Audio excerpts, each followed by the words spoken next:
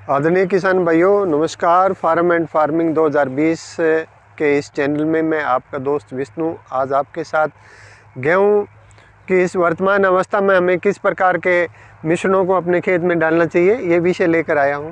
तो कैसे आप आज मैं एक महत्वपूर्ण पोषक तत्व की बात करता हूं जिसका नाम है मैग्नीज। वैसे लगातार सघन खेती के कारण हमारे मृदा में लगातार अलग अलग पोषक तत्वों की कमी प्रदर्शित हो रही है, जिसमें मुख्यतः हमें सभी किसान भाइयों को जानकारी है कि जिंक की कमी प्राय भूमि में देखने को मिल रही है।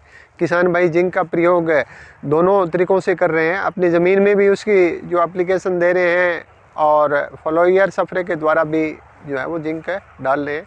लेकिन कुछ अन्य पोषक तत्व है जिसकी कमी भी हमारी मृदाओं में देखने को मिली है। इसका सबसे और स्टिक उपाय तो यह है कि हमें अपने खेत की बिजाई करते समय अपनी मिट्टी की जांच करवा लेनी चाहिए, ताकि कि हमें ये पता चले कि हमारी भूमि में किस प्रकार के पोषक तत्वों की कमी है, ताकि हम समय रहते हुए इन सभी समस्याओं का समाधान कर पाएँ।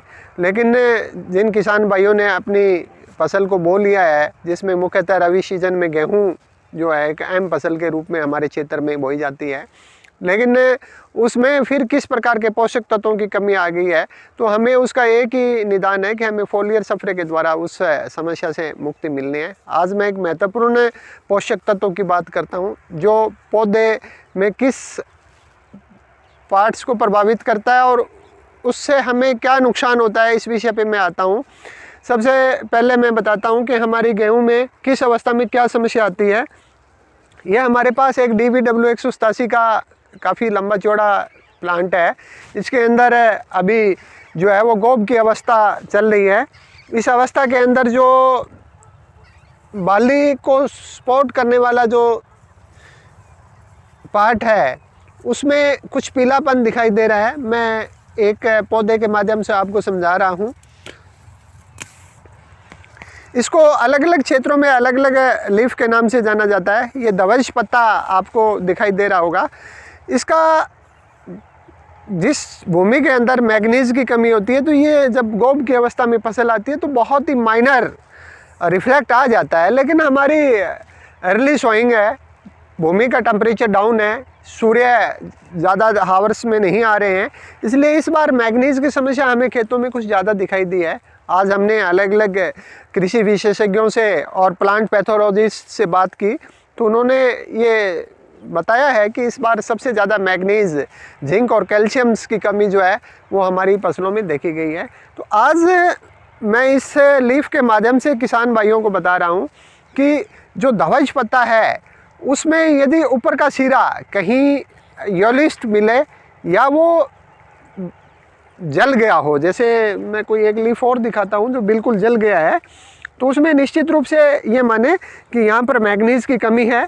ये देखो एक जला हुआ लीफ दिखा रहा हूँ। ये अगर अर्ली सोइंग के खेतों में ये प्राय समस्या आपको कॉमनली देखने को मिलेगी इस टाइम में। इसका सबसे और स्टिक समाधान मैग्नीज सल्फेट। थोड़ा सा यहाँ एक बात ध्यान दें, मैं एक आपको इसका डेमोस्ट्रेशंस भी दिखाता हूँ।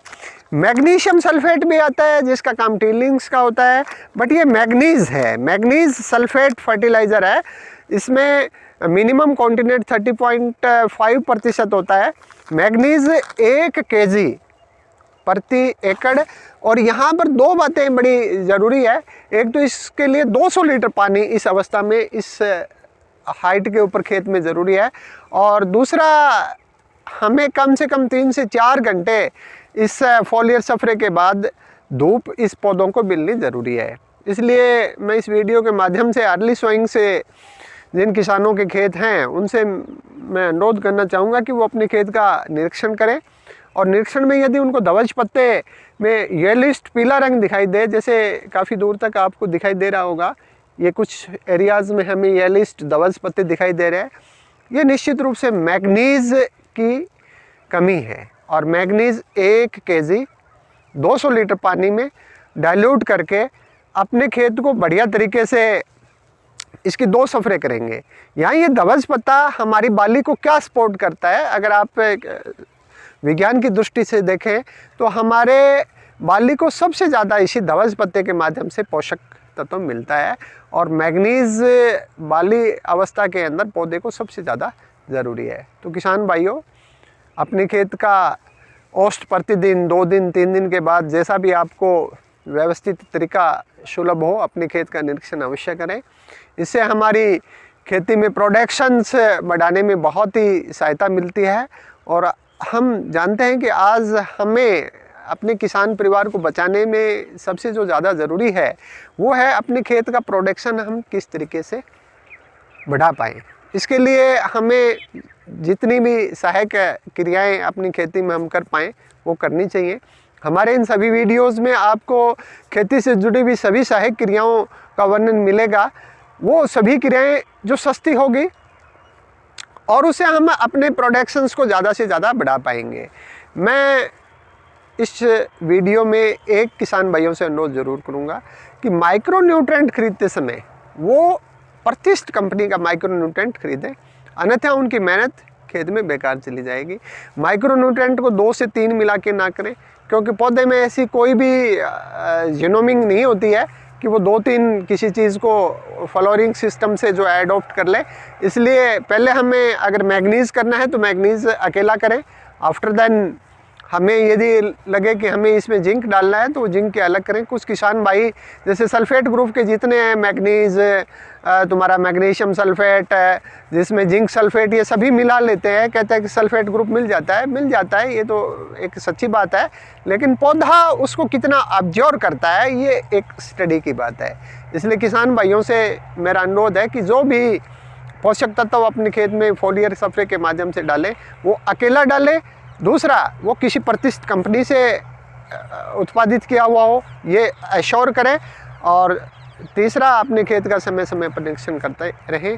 आपको उपयोगी लगे इसको लाइक करें, अपने दोस्तों को इस वीडियो को साझा करें। इन्हीं शब्दों के साथ जय हिंद, नमस्ते, जय किसान।